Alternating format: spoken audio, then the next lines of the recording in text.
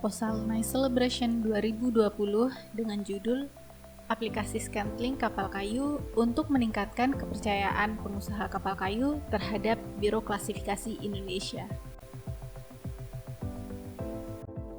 Berikut adalah agenda dalam pemaparan ini. Telah dilakukan kajian bisnis sebagaimana isu tentang pendelegasian kegiatan statutoria kapal sungai dan danau ke BKI. Hasilnya, di antara jenis kapal penyeberangan, sungai dan danau, yang paling banyak populasinya adalah gabungan antara kapal sungai dan danau yang mencapai 97% atau sebanyak 8.156 kapal yang tersebar di seluruh Indonesia. Namun tentunya tidak semua unit tersebut dapat menjadi target pasar untuk BKI. Berdasarkan hasil penelitian, dapat diperkirakan total target pasar ketiga jenis kapal tersebut mencapai hampir 200 miliar.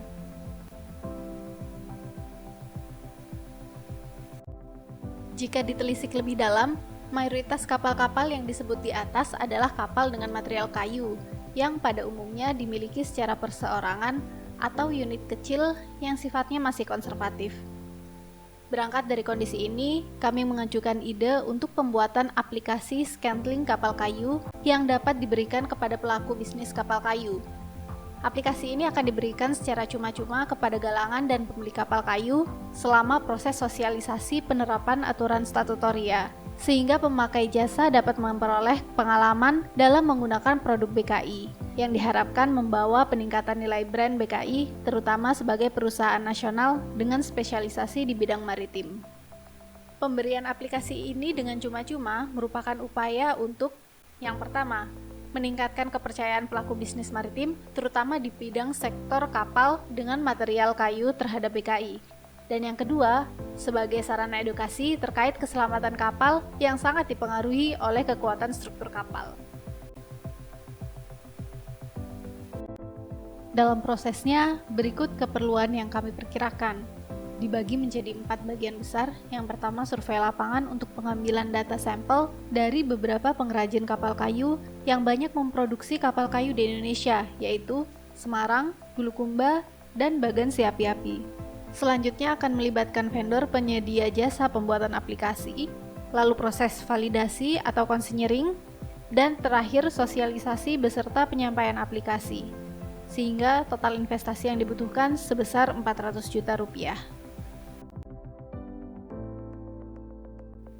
Selanjutnya adalah alur pengembangan yang dapat kami lakukan. Sebagaimana tahapan awal standar, tentunya akan dimulai dengan penyusunan proposal yang saat ini sedang kami paparkan. Selanjutnya yaitu tahap realisasi dengan pembentukan tim pembuatan aplikasi, proses pengerjaan yang termasuk di dalamnya pengambilan data sampel ke lapangan, lalu proses validasi dengan harmonisasi rules kapal kayu, small vessel, dan yacht. Setelah tervalidasi, maka aplikasi ini siap untuk didistribusikan dalam program sosialisasi. Demikian pemaparan proposal Nice Celebration 2020 dari kami. Terima kasih banyak atas perhatiannya. Wassalamualaikum warahmatullahi wabarakatuh.